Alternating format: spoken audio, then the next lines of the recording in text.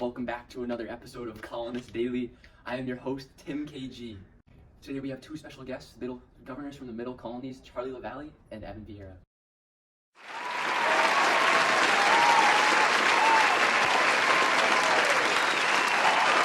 So we come here today, gentlemen, to talk about the Middle Colonies. Why would somebody like me want to come to the Middle Colonies?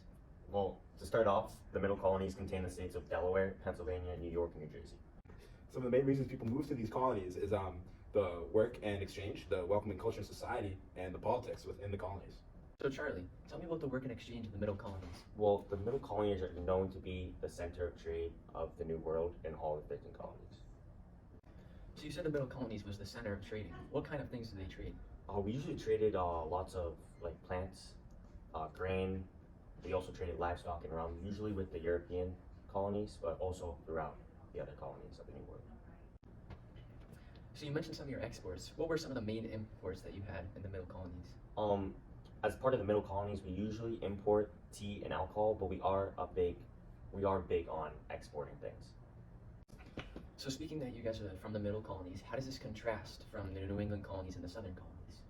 Well, to the Southern colonies, we don't import nearly as many slaves, but we do export just about the same amount of crops. Speaking specifically of New England, we do export much more crops than they do.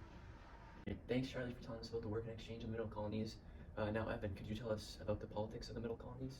In the Middle Colonies, we are proprietary colonies, meaning we are under British rule, but we also have local governments within the colonies with governors elected by the British.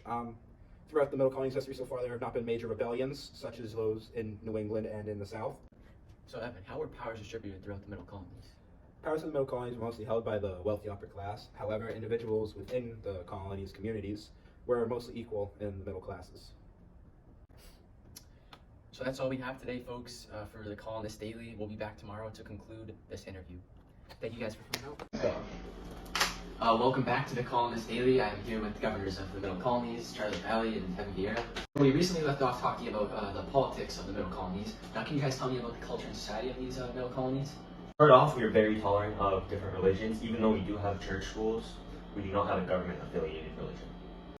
Evan, would you like to add anything about the society or agriculture? There are a lot of farms in the Middle Colonies, and they do flourish due to the fertile soils and climate in our colonies. That's good.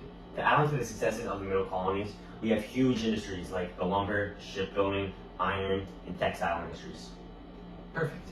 Also, to add on, I think we might have said this before, but we do export tons of crops and grains a year.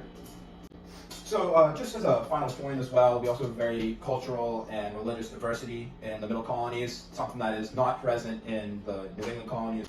And that's it for episode 1 today of the Colonist Daily. Let's give a big thanks to the two governors of the Middle Colonies.